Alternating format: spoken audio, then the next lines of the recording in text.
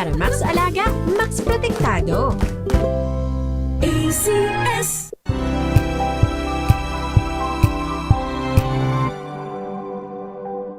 Ito ay bunsod ng naitalang 17 individual na ang kanilang naaresto. Ng Metro Manila Development Authority o MMDA ang No Contact Apprehension Policy o NCAP sa Metro Manila. Sa ang ilang mga dokumento ay peke. Hindi rin legal ang employment na ipinangako sa kanila. Sa mata ng batas, mananagot ang sangkot at may sala. Dahil sa bawat paglabag, may karampatang parusa. Alamin ang mga pananagutan sa likod ng mga bawal. Dito sa Hoy, Bawal Yan, tuwing Sabado, alas 11:30 ng umaga. Dito lang sa DZRH TV.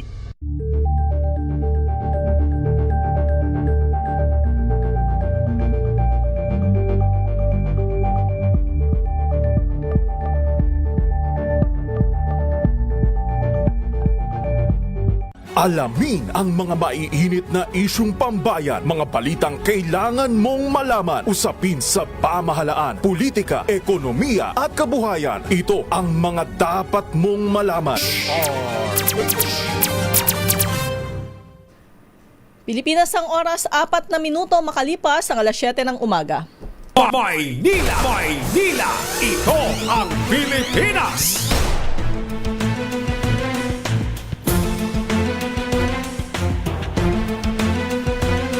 Magandang umaga Luzon, Visayas at Mindanao. Araw ho tayo ng Linggo, 8 sa buwan ng Marso, taong 2026. Ako po si Lef Narciso at ito ang programang Maynila, ito ang Pilipinas. Dito sa DZRH, una sa Pilipinas, una sa Pilipino. Maynila! Maynila! Ito ang Pilipinas! Sa ulo ng ating mga balita, todong pagmahal sa presyo ng mga produktong petrolyo, asahan na daw ho sa Martes.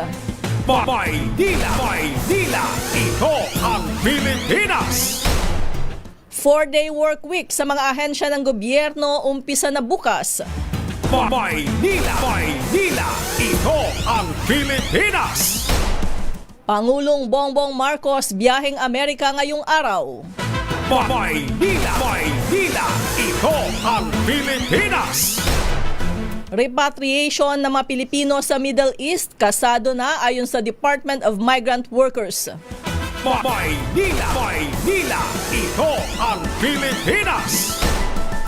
Pag-asa may binabantayang low pressure area. Maynila! Maynila! Ito ang Pilipinas! At ngayon sa detalye ng ating mga balita, hindi pa man ganap na iniaanunsyo kung magkano ang itataas ng presyo ng produktong petrolyo ngayong linggo, ramdam na ang biglaang pagsipa ng presyo sa ilang gasolinahan sa Metro Manila at Karatig Lalawigan. Sa pag-iikot ng DZRH News, naglalaro na sa 59 pesos hanggang 65 pesos ang kada litro ng gasolina depende sa klase. Pinakamalaki ang isinipa ng presyo ng diesel na naglalaro sa 60 pesos hanggang 70 pesos ang kada litro. Sa pagtaya ng oil industry sources, maglalaro sa 11 pesos hanggang 13 pesos kada litro ang dagdag sa gasolina sa Martes. 21 pesos naman hanggang 23 pesos kada litro sa diesel at 33 pesos hanggang 35 pesos kada litro sa kerosene. Inaasahang uutay-utayin ang pagpapatupad nito ngayong linggo. Pangunahing dahilan pa rin ng taas presyo ang US-Israeli-Iran war sa gitnang silangan. Maynila! Maynila! Ito ang Pilipinas!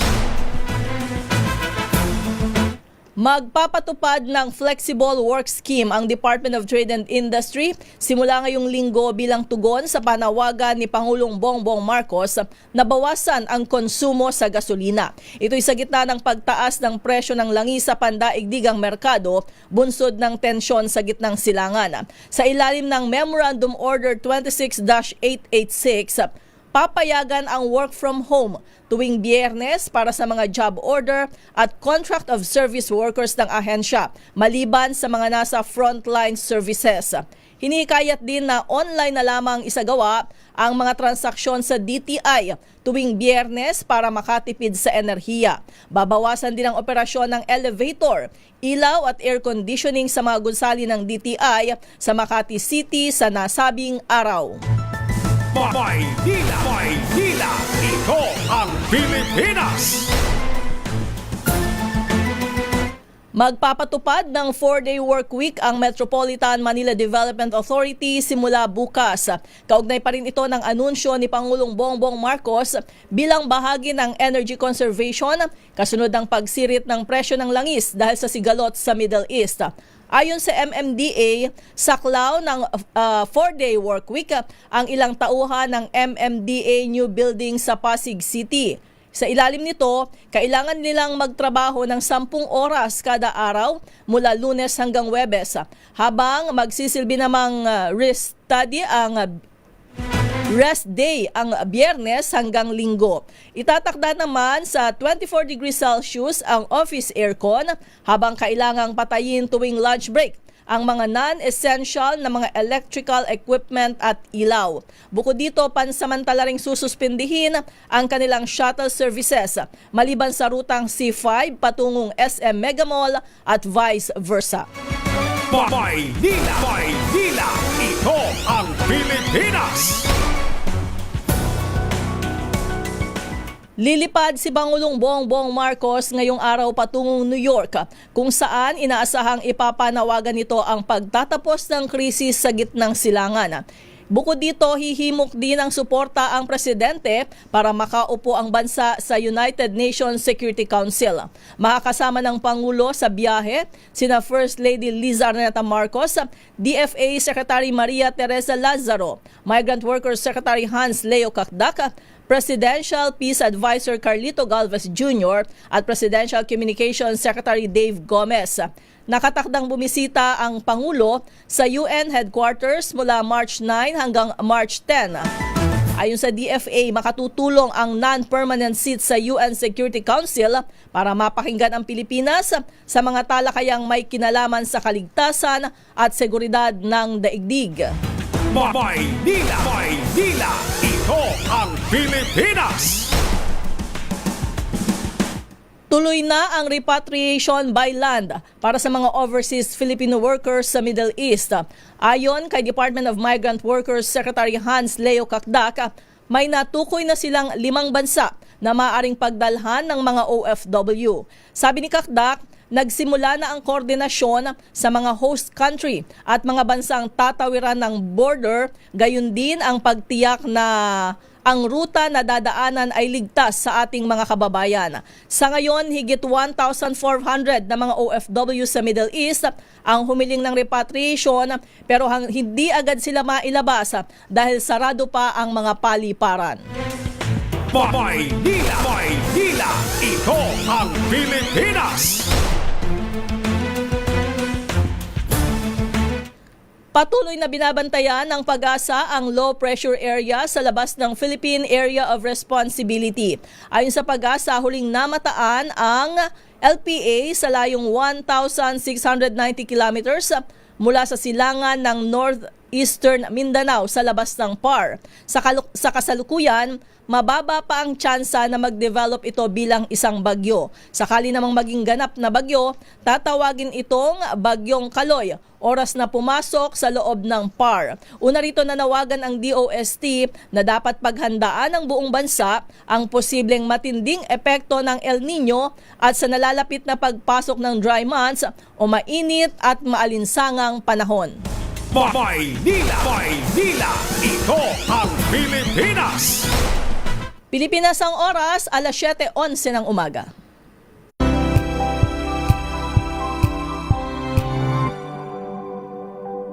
Wow, ang saya. Isang barangay na labada, puro mancha pa. Goodbye, pahinga. Mommy, isang laba lang yan sa Pride Bar Blue. May powerful stain-away enzymes na malupit sa dunit mancha. At di masakit sa kamay. Isang laba lang yan. Hello, pahinga. Hello, Pride Bar Blue. ACS. Oh, so good.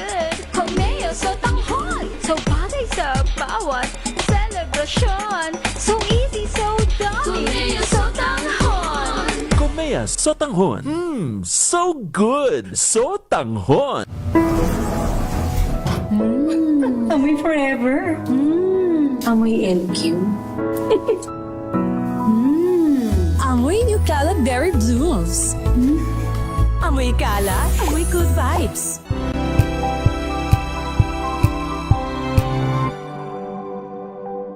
Tambalang Anthony Taberna at Jerry Baha ang gigising sa inyong umaga dahil lalatay ang humahagupit na diskusyon at komentaryo Lunes hanggang Biyernes sa 2x2.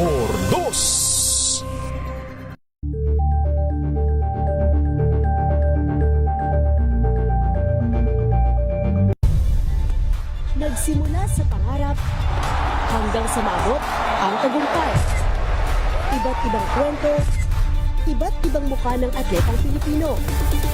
Mas pinatindi, mas pinalakas, at mas pinaaksyon sa Match Point tuwing Sabado, 12:30 ng tanghali sa DZRH TV.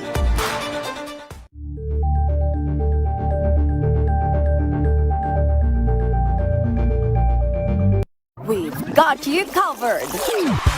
From the hottest hits, exclusive interviews,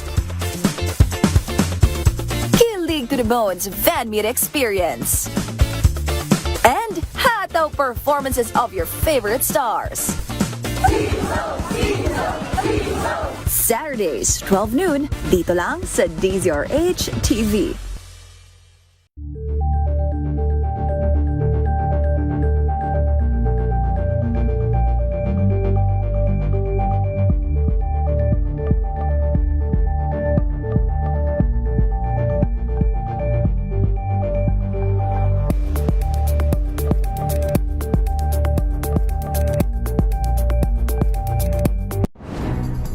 Good vibes ang hanap mo?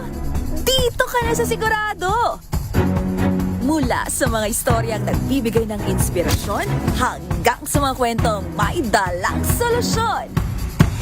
Mga balitang pampagaan, pakiramdam at papaganda ng araw. Hindi lang basta good news, kundi the better news. Mula Lunes hanggang Biyernes, 1:00 ng tanghali sa DZRH TV.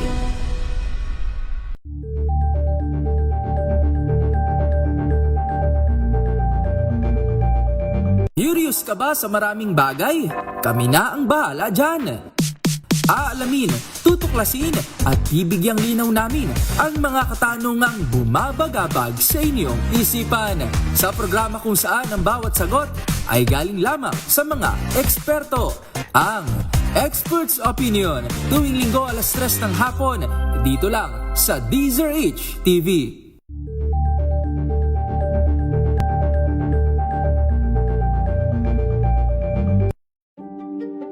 Buklatin ang mga pahina. Pakinggan ang boses ng lipunan. Tunghayan ang mga issue mula sa ibang katayuan. Nakakalungkot kasi deserve ba namin ng ganito? Na hindi nila alam kung ano talaga yung kanilang mga karapatan. Yung gobyerno, tinulungan nila yung kanilang magsasaka. Pinapatahimik tayong lahat using various laws. Through education, kayang-kaya nating baguhin yung ganitong klaseng pag-iisip. Isang kwento, iba't ibang anggulo. Dito, sa Point of View.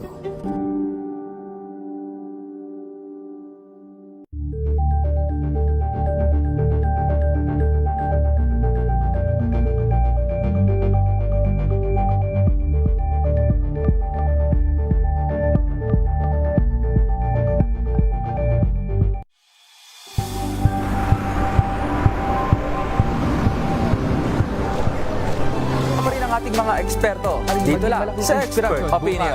Ito ang The Better News. TNVS, trending and isang kwento, iba't ibang anggulo.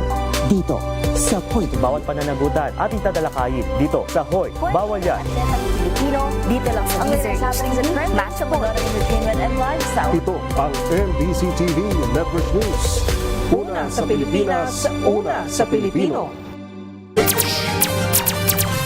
Pilipinas ang oras, 7:17 ng umaga. Maynila! Maynila! Ito ang Pilipinas! Good morning, sunshine. I hope that you're well. Honey, I missed you last night when I fell. You should know, sunshine, you brighten my day. Good morning pong muli mga ka-MIP. Kumusta ho kayo ngayong araw ng linggo? At kumusta ang ating nagdaang linggo? Uy, Happy International Women's Day.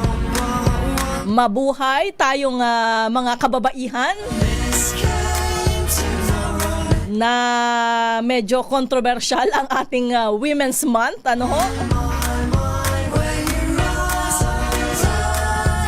At malamang hindi, sigurado ako na alam ninyo kung ano yung tinutukoy kong issue. Ano ho? Abay, pinag-fiestahan yan nitong nakaraang linggo. Actually, nung napanood ko yung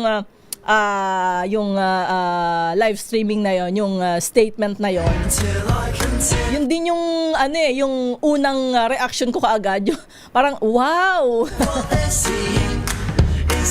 Ngayon talaga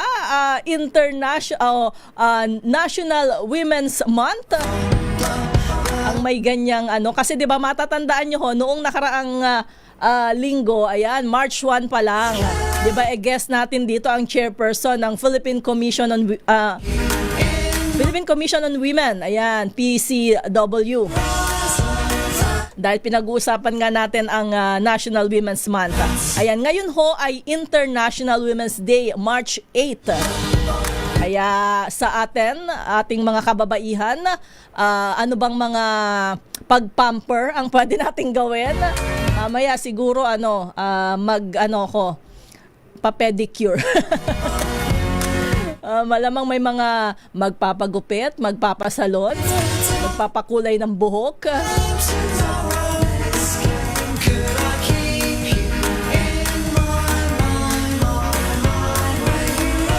Ayan, gusto ko lang ibahin muna yung ating paksa, no ho?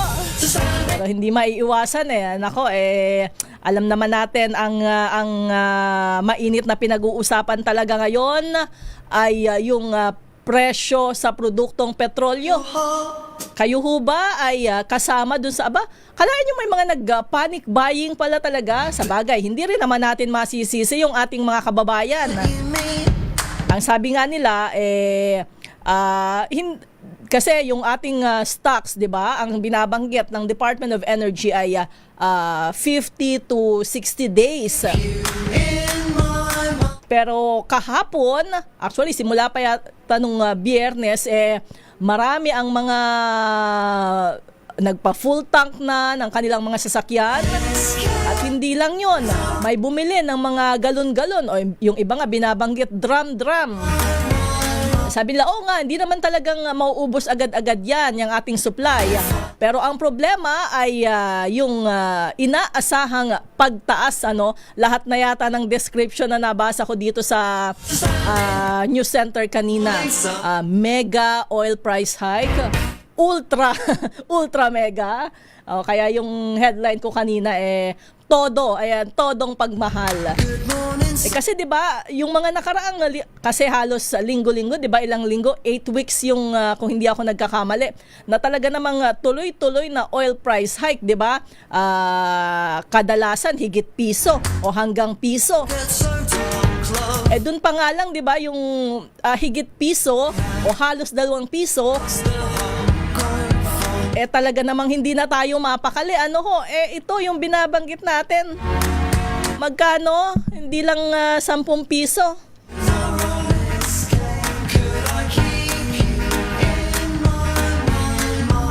Ayan, 11 pesos hanggang 13 pesos yung inaasahang dagdag presyo sa gasolina. 21 pesos hanggang 23 pesos sa diesel at 33 pesos hanggang 35 pesos sa kerosene. Diba? Mantakin nyo naman ho yan. Yan ho ay umpisa pa lang, Kasi unang linggo pa lang, diba? Una ba o padalawa? Yung tumitinding sigalot dyan sa gitnang silangan. Di ba tinatayang ilan hanggang 5 linggo pa. May huli ako nabasa kanina, pwede pa raw abutin hanggang 8 linggo.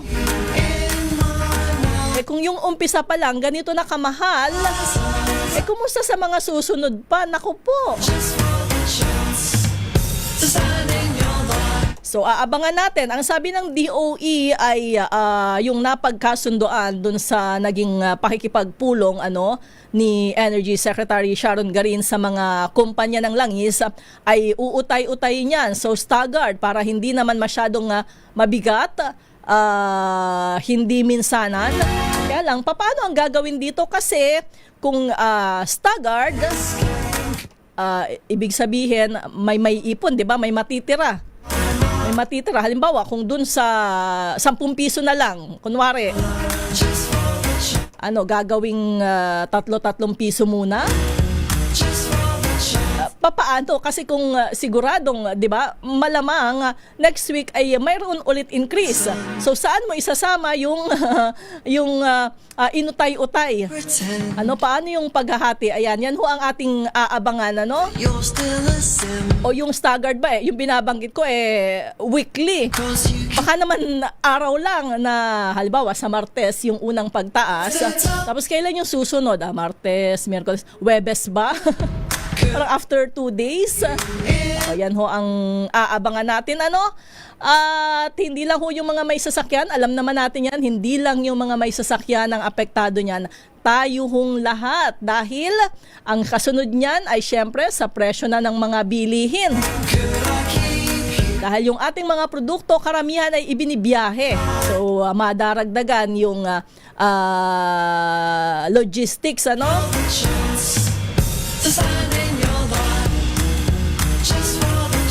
Paano ba tayo nito?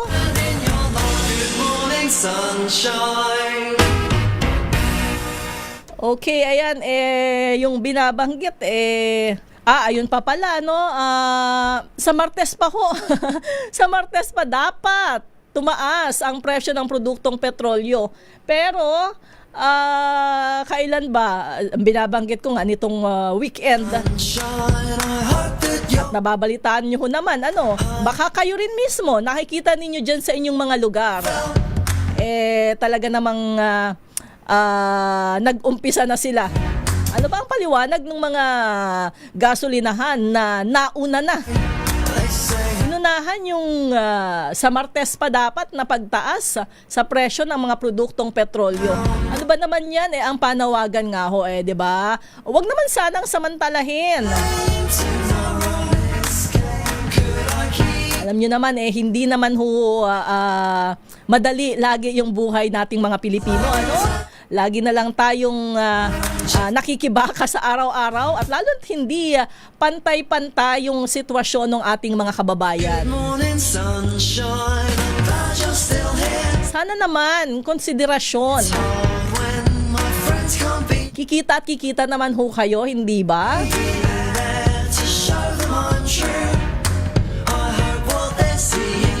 Ayan, kaya ang sabi ho ng DOE isumbong nyo ho, ayan, sa publiko, i-report nyo ho yung mga gasolinahan na nag-hoard kasi may iba daw na sinasabi na wala na silang supply, hindi na nagbibenta. Kung hindi man bigla ang nagtaas ng presyo, hindi nagbebenta kasi wala na raw silang supply. Ayan, maaari nyo daw huyang isumbong sa hotline 8888. Maydila! Ito ang Pilipinas!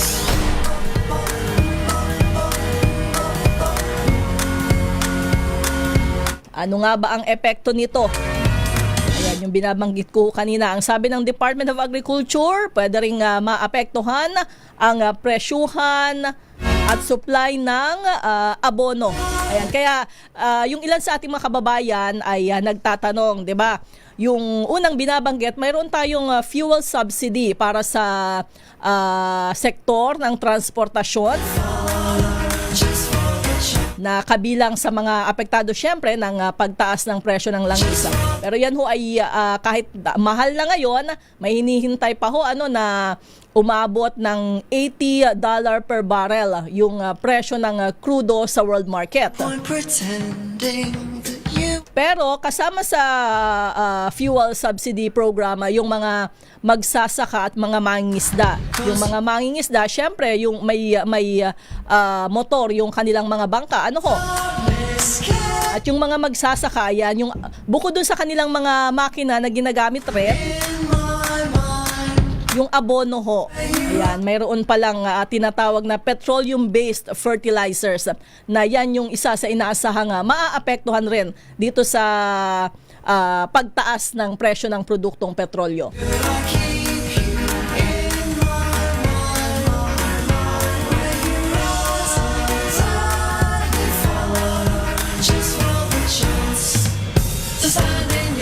Ayan, ako talagang bumabaha ng mga mensahe ng pag-aalala, ano? Dahil dito sa pinangangambahang epekto nitong pagtaas ng presyo ng mga produktong petrolyo. Ayan, dyan sa amin sa kasama ito Ang Montenegro Shipping Lines nag-anunsyo na ho na magpapatupad ng pagtataas rin sa presyo ng pasahe sa barko. Simula daw yan sa March 23.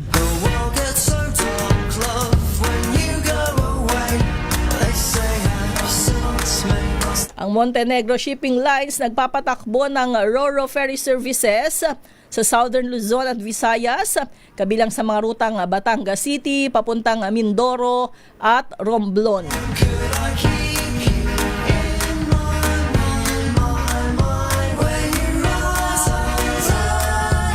At ano pa ba ang inaasahang maaapektuhan rin? Siyempre, ang presyo ng kuryente. So yan yung isa sa inaasahang susunod na tataas.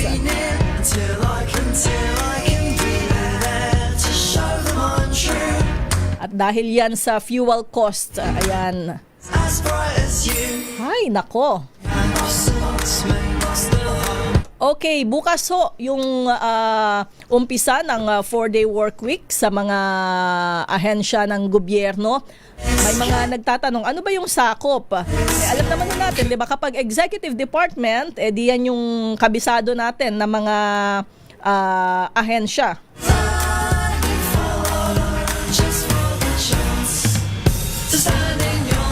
Ayan, DepEd, DOH, Department of Finance, Department of Agriculture, Department of Justice, yung iba pang mga ahensya. Kasi 'di ba ang ating 3 branches of government, executive, judiciary at legislative. So, yung mga nasa ilalim ng executive department, yun yung sakop ng 4-day work week. Pero nilinaw ng Pangulo na hindi kasama dyan yung mga nasa frontline services. Kaya malamang, ayan, kagaya ng ginawa ng MMDA, ng DTI, ay inaasahang maglalabas ng kanya-kanyang memo yung mga ahensya ng pamahalaan. Maynila, ito ang Pilipinas! Ayan, nagtatanong yung mga nasa pribadong sektor. Ayan, kasama ba kami? Ayan, ang sabi ho ay pwede namang mag-adapt yung mga nasa private sector, pero hindi yan sa pilitan. So, sa bagay ngayon, alam ko, 'di ba, pagkatapos nung pandemya, marami na yung mga may ganyang arrangement na kung hindi naman kailangan na nasa opisina ka talaga, pwedeng naka-work from home. Kasi ang isa sa konsiderasyon dito ay yung pagtitipid talaga, babawasan yung paggamit ng mga enerhiya dun sa opisina, gasolina ng mga sasakyan.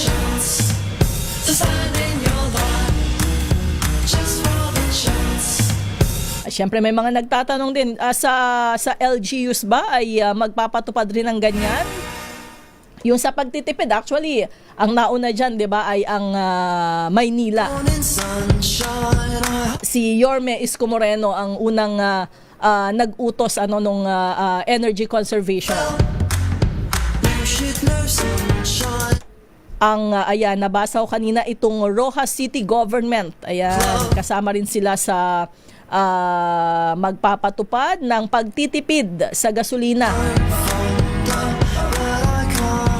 Hindi lang sa gasolina, ayan, pagtitipid ng enerhiya. So yung mga sasakyan daw nila gagamitin lamang sa opisyal at mahalagang gawain.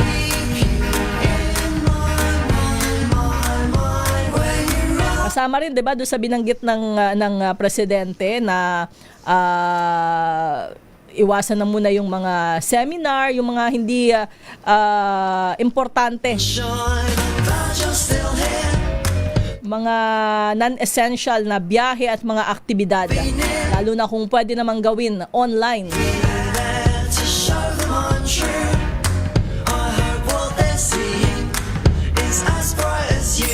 Ayan, sabi ni ating Teresita, parang mas malala pa sa pandemya yung nangyayari ngayon. Malaking problema ang pagkawala ng supply ng petrolyo. Sana naman ay hindi tayo umabot doon. Ano? Sana naman bago magnipis yung supply natin, tapos na yung giyera sa Middle East. Ayan, sa Middle East kung saan marami rin tayong mga kababayan, 2 milyon yung nasa gitnang silangan ng mga Pilipino. Marami ang atubili na umuwi kahit pa peligroso dahil alam nila na walang naghihintay na trabaho sa kanila dito sa Pilipinas at may binubuhay silang mga pamilya dito sa Pilipinas. Baka hindi rin gugustuhin ng gobyerno, na pauwiin silang lahat dahil alam nga natin na ganun yung magiging sitwasyon. Hindi lang naman sila ang maaapektuhan, pati yung kanilang mga pamilya. Kaya syempre, ayan, sama natin sa dasal natin. Sana naman maliwanagan itong mga leader nitong mga bansa dyan sa gitnang silangan. Mag-usap na lang sila, ano ba yung mainam kasi hindi lang sila doon yung naaapektuhan. Ayan, apektado ang buong daigdig dahil sa kaguluhang yan. Maynila! Ito ang Pilipinas! Pilipinas ang oras, alas 7:35 ng umaga.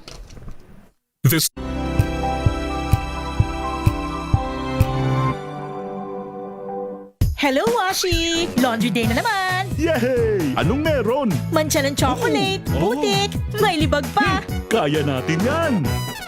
With Pride Washing Machine Detergent, may triple stain-away formula. Tanggal ang makapit, madikit, at malupit na tumitmantsa. Kaya easy-easy ang labada. Mula noon hanggang ngayon! All you need is pride. All you need is pride. ACS.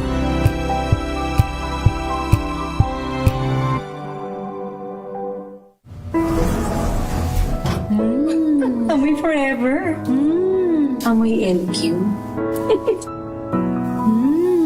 Amoy New Caleb Berry Blues. Amoy kala, amoy good vibes.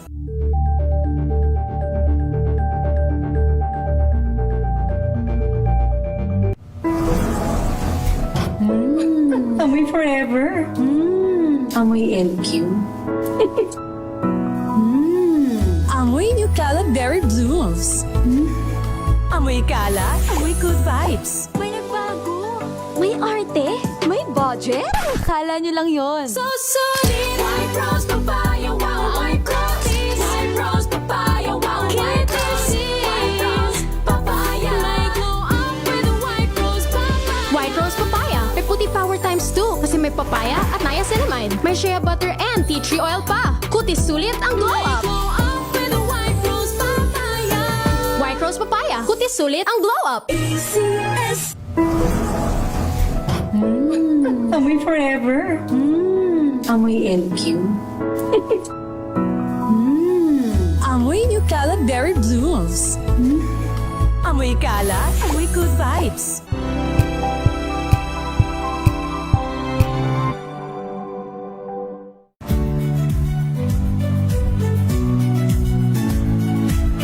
Magandang araw mga kaibigan. Ito po ang inyong balerina ng bayan, si Lisa Makuha Elizalde, na nag-aanyaya sa inyong samahan kami at ang aming mga espesyal na panauhin para sa kalahating oras ng masayang kwentuhan sa aming programang Art to Art, kung saan ang usapang sining at kultura ay para sa lahat. Huwag kaliligtaan, tuwing linggo, alas 3:30 ng hapon, dito lamang sa DZRH Radio, DZRH TV, at via online streaming.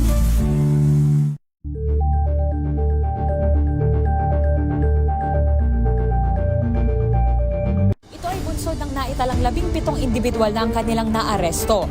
Metro Manila Development Authority o MMDA ang No Contact Apprehension Policy o NCAP sa Metro Manila. Sa ang ilang mga dokumento ay peke. Hindi rin legal ang employment na ipinangako sa kanila. Sa mata ng batas, mananagot ang sangkot at may sala. Dahil sa bawat paglabag, may karampatang parusa. Alamin ang mga pananagutan sa likod ng mga bawal. Dito sa Hoy! Bawal Yan! Tuwing Sabado, alas 11:30 ng umaga. Dito lang sa DZRH TV.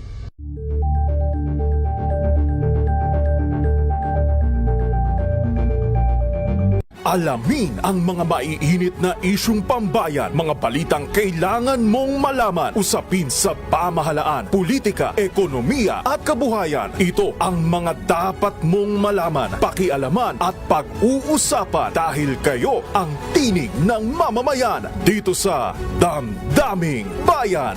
Live sa DZRH Radio, DZRH TV at DZRH Digital. Kasama sina Lakay, Deo Macalma at Elaine Apit. Araw-araw, Lunes hanggang Biyernes. Damdaming Bayan.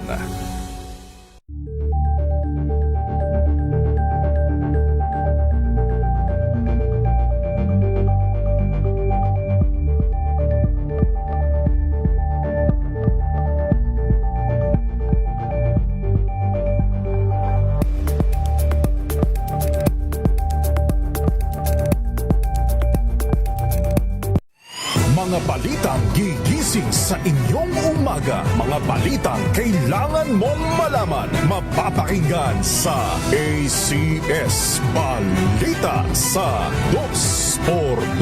Kasama sina Anthony Taberna at Jerry Baha. Lunes hanggang Biyernes.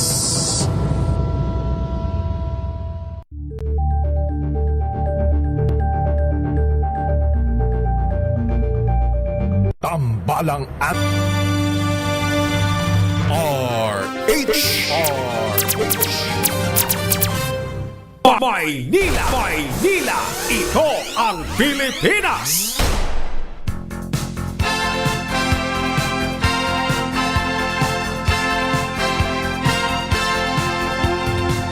Grabe ka naman, Het. Kababalik ko lang. Tapos sinasabihan ka agad ako may isang gap pa. Sige, mga 5 minutes lang. Tapos mag-commercial tayo ulit.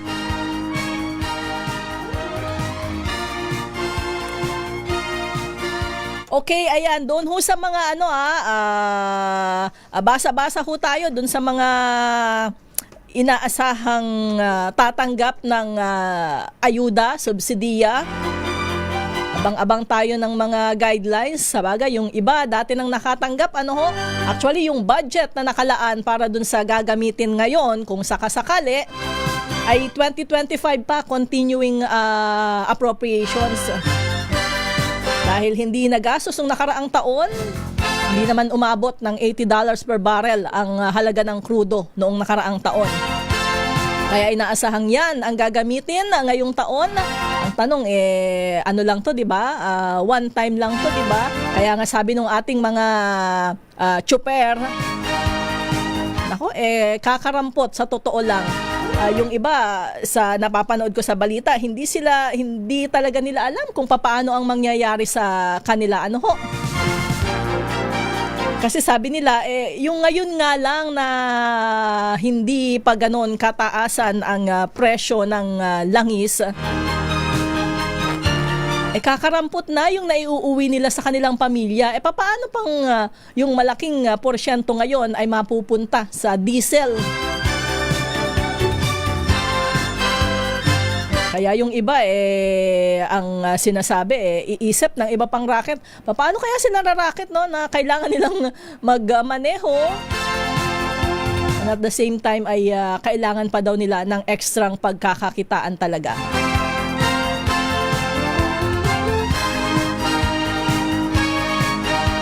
O doon ho sa mga may kaanak na mga seafarers, ayan, idineklara ho ng Department of Migrant Workers bilang warlike operations area ang Strait of Hormuz Persian Gulf at Gulf Oman para sa mga seafarer. Itinaas ang alerto sa mga lugar mula sa dating high-risk area category, kasunod nga ng lumalalang tensyon dyan sa gitnang silangan. Sabi ni DMW Secretary Hans Leo Kakdak, sa bisa niyan ng nilagdaang advisory, mayroon ng right to refuse sailing ang mga tripulanting Pinoy bago pa maglayag doon sa mga nabanggit na lugar. Sabihin to.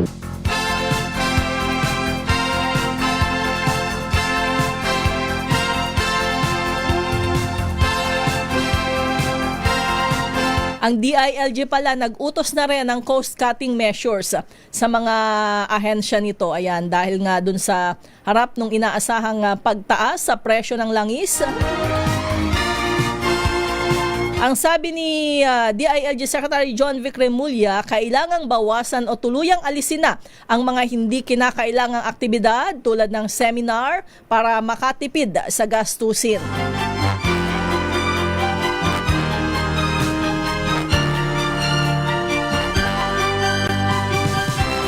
Ang Philippine National Police naman, pag-aaralan daw ang paggamit ng electric vehicles bilang bahagi ng kanilang patrol fleet para mabawasan ang gastos sa gasolina.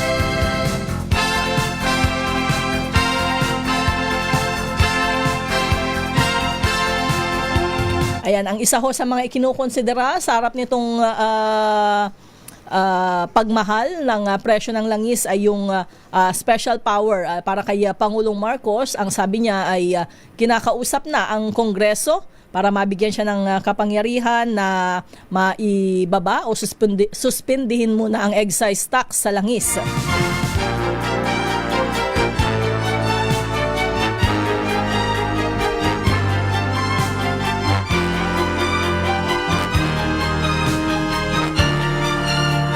Sana naman ay wag masyadong grabe yung actually lahat ho talaga ay nangangamba dito sa epekto nitong pagtaas ng presyo ng produktong petrolyo. Nakakatakot naman talaga yung double digit na pagtaas. Ano ho?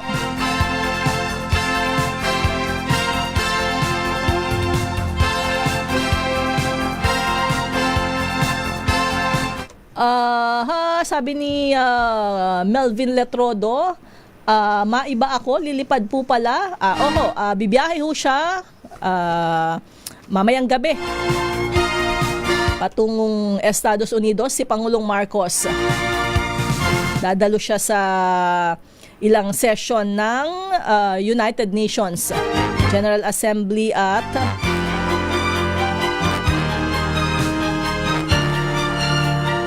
th session Status of Women.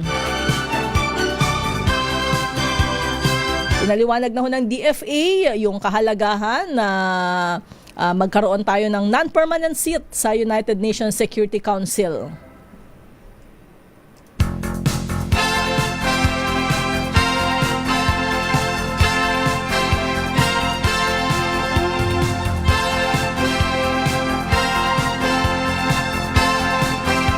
Ayan, maya-maya doon sa mga nag-aabang nung mga special non-working day sa kanilang lugar.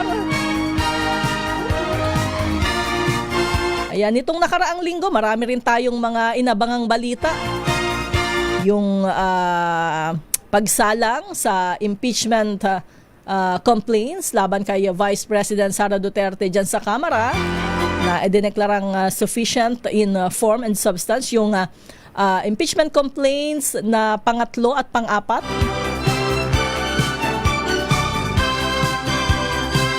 Ay nga pala ngayon ay Fire Prevention Month. Ako, ang dami hong sunog. Ingat-ingat ho tayo. Grabe naman, libo-libo yung mga pamilyang naapektuhan ng mga nakaraang sunog dito sa may Intramuros at sa may Nia Road sa Quezon City nitong nakaraang araw.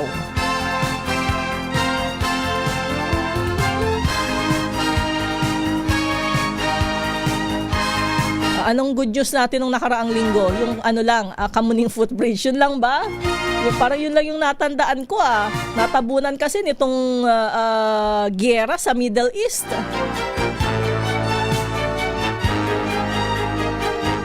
Doon naman ho sa mga bumabatikos na may mga nababasa kasi ako sa social media. Hindi sila believe na mayroon ng bagong Kamuning footbridge na itinayo dahil ipinagigiba na nga yung luma na tinaguri ang Mount Kamuning. Alam niyo ho, siguro para dun sa iba maliit na accomplishment lang, Pero dun ho sa mga ordinaryong kababayan, ordinaryong mamamayan, lalo na dun sa ating mga kababayan na gumagamit niyan, malaking bagay ho yung mga ganyang ginhawa, Huwag nating minimenos.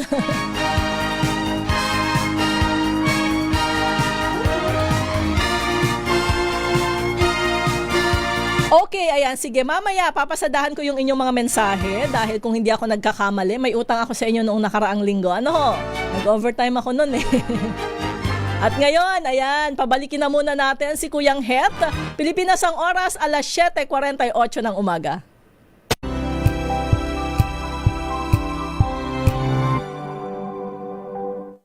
Maulan man, no worries na amoy kulog ang damit. Charm Fabcon, pangong kumakabloom, tanggal amoy kulog sa bango ng charm. Kaya gamit ko, Charm Fabcon with Bloom Fresh technology. Kills 99.9% of kulob-causing bacteria. May aroma burst pa of thousands of flowers and berries. Ang sampay sa loob, no amoy kulob. Pangong kumakabloom sa charm. Charm Fabcon. ACS.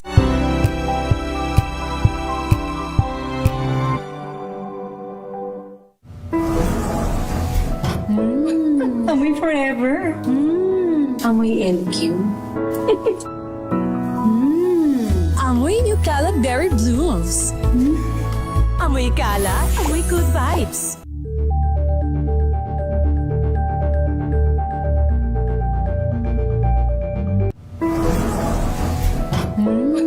Amoy forever. Amoy LQ. Amoy New Caleb Berry Blooms. Amoy kala, amoy good vibes.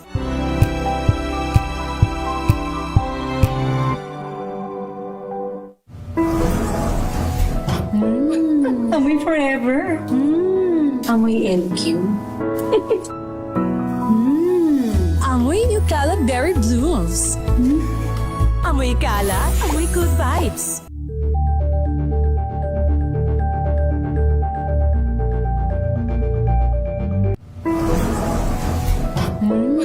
Amoy forever. Amoy LQ. Amoy New Caleb Berry Blooms. Amoy kala, amoy good vibes.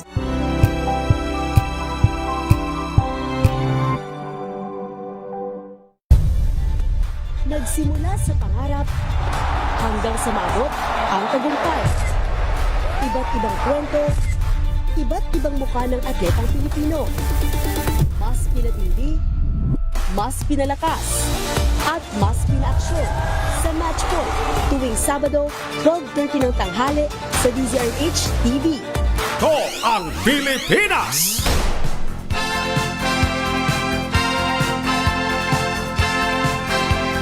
Okay, pasadahan ko yung ilan sa mga mensahe. Unahin ko na Hindi, tama. Unahin ko muna yung mga special non-working day. Kamakalimutan ko na naman. Ngayon ay second week. Ayan. So, sa March 10, ay special non-working day sa Municipality of Tadyan, Mountain Province, para sa kanilang Ayoweng Dilambak Tadlan Festival. Pasensya na ho ha, sana ay tama ang aking pagkakabasa niyan. Ay, hindi, teka. City of Tanawan, teka, tapos na pala yung sa Municipality of Tadyan noong March 6. Okay, March 10 ay sa Tanawan City, lalawigan ng Batangas para sa kanilang 25th cityhood anniversary. Gayun din sa Municipality of Norala, lalawigan ng South Cotabato, founding anniversary rin nila.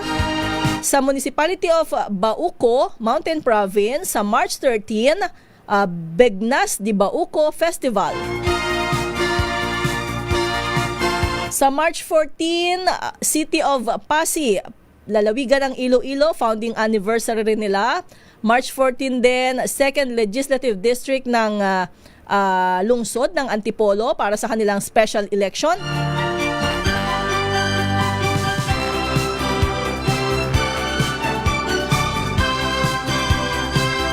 At sa March 7, okay, tapos na rin ito. Teka lang, magkakasama kasi. Yan na muna. So, yung mga next week na mga special non-working day ay sa susunod na linggo na ho, ha?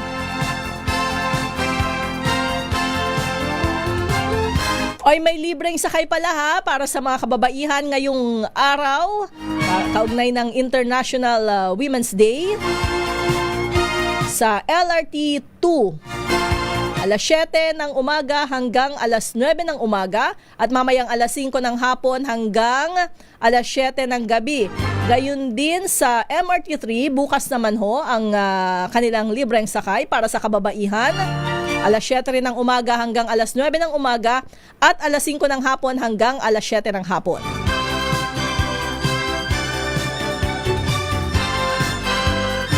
Okay, ayan. Pwede na akong magbasa, mag-shout out sa ating mga ka-MIP. Maraming salamat po sa pagtutok sa Tornino Lauay Senior, Didi Manuel dyan sa Bacoor City, Cavite, si Henry Dolohan from Botolan, Zambales, Ruben Paulite ng Pitogo, Quezon, si Julieta Discalso, Jofel Real. Sabi niya nauna na yung mga nagsamantala. Nauna nang nagsamantala ang mga gahaman. Naku, nakakalungkot naman. Si Boss Willie Relador nanonood sa atin dyan sa Gapan City. Si Marlon Taro nanonood sa atin sa Pililla, Rizal. Maraming salamat po. Revelito Magallones, sabi niya dito nga sa isang lugar sa Victoria, Tarlac, kahapon ng umaga, hindi pa Martes pero nagtaas na ang presyo ng gas. 61 pesos mahigit ang gasolina at 71 pesos mahigit ang diesel. Ayan, isumbong ho natin yan. Pwede kayong, kung hindi kayo makakatawag sa 8888, kahit i-post daw sa kanilang social media pages.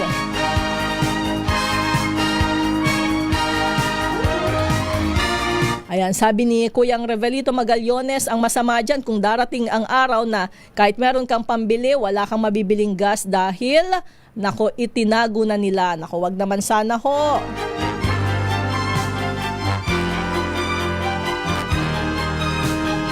Ayan, nagtatanong si Ruby Bartolome, yan po bang 4-day working compressed time din sila para pay po nila yung 1 day na tinanggal? Kasi po, tax po natin ang pasweldo sa kanila. Ayan, depende ho dun sa guidelines ng kanya-kanyang ahensya. Pero, ayun, dun sa mga hindi work from home yung Biyernes, ay mas mahaba yung oras ng trabaho nila mula Lunes hanggang Huwebes. So, hindi naman talaga sila malilibre sa trabaho ng isang araw.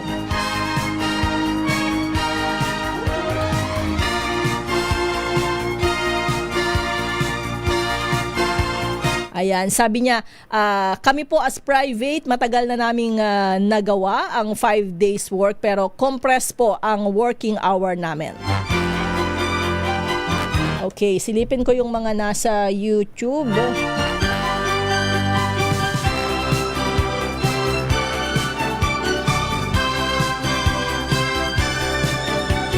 Ayan, sabi ni Ateng Teresita Atienza, sana nga hindi na lumaki ang gulo sa Middle East.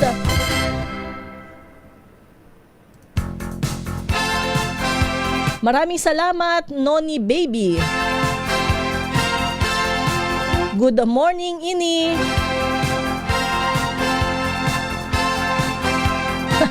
Sabi ni Reynaldo Tala-Tala, kunwari pa yung mga government official na concerned sa pagtaas ng petrolyo. May gas allowances mga yan. Pakotse pa, bulletproof. Pagas pa at pa-driver pa na sinusweldohan natin.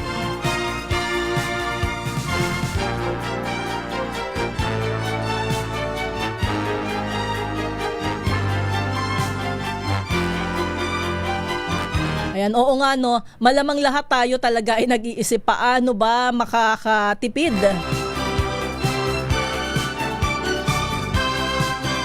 Tapos, mainit na yung panahon.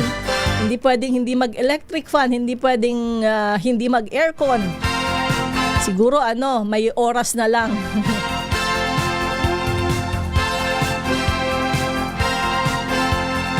Maraming salamat, Francisco Antonio Ramirez, si Ronald Salazar, pa-shoutout po, watching from Tarlac.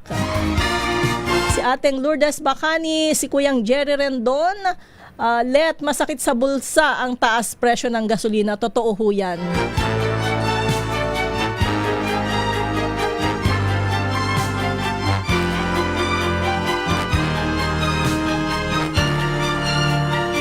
Si Good Morning Pastor Frederick Omanya, si Banong, sabi niya pagkabata ko na hanggang ngayon walang katapusan ang gulo sa Middle East. Totoo ho, parang humuhupa lang, nawawala, tapos ayan na naman sila.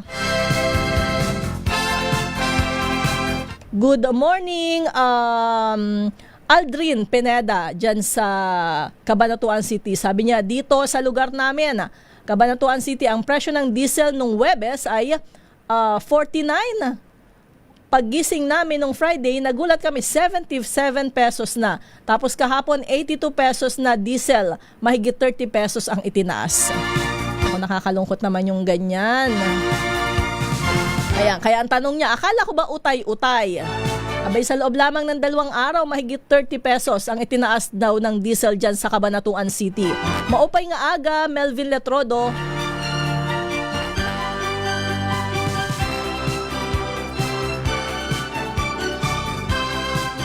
Ayan nga yung problema, paano tayo magdaragdag ng supply, yung Strait of Hormuz, hindi stable ang sitwasyon doon.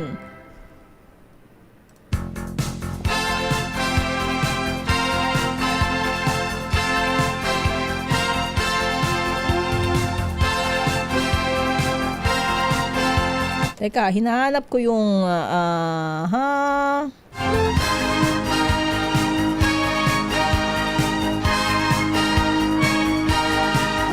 Ayan, para ho dun sa mga alumni ng Katiningan Elementary School, yung mga aktibidad ho kaugnay ng 100 years ng ating paaralan. Magsisimula ho yan ngayong March 13 hanggang March 14. Pero yung alumni homecoming ay sa Mayo pa. Abangan ho natin yan. Okay, maraming salamat doon sa mga nagpadala ng kanilang mga mensahe. Muli ay aapela ho ako na sana isama natin. Dati ang sinasabi ko lang, isama natin sa dasal yung Pilipinas. Nako, isama natin sa panalangin yung Middle East. Mayroon ho tayong mga kababayan doon na hangad natin ang kaligtasan, maging yung mga kahit hindi natin kababayan, yung mga inosente, di ba? Na sana ay palagi silang ligtas. Okay, maraming salamat mga ka-MIP. Sa susunod na linggo, magkakasama pa rin ho tayo dito sa Maynila. Ito ang Pilipinas. Ako po si Let Narciso at susunod na si Manang Milky Rigunan sa mga isyong pambayan. Pilipinas ang oras, 1 minuto makalipas ang 8:00 ng umaga.